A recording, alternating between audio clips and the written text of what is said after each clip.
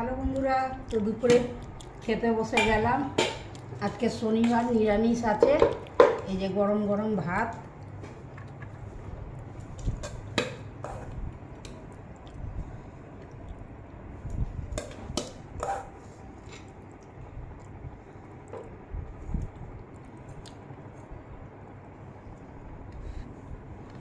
একদম গরম আছে। এইমাত্র ফ্যানটা গেলে নিয়ে এলাম। আর আছে চানার ডালের বড়া,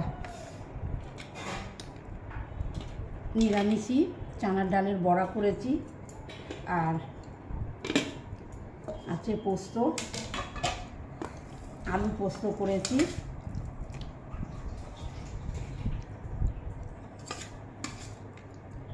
এটা আমাদের ঘরে ছেলে মেয়ে সবাই খুব পছন্দ করে।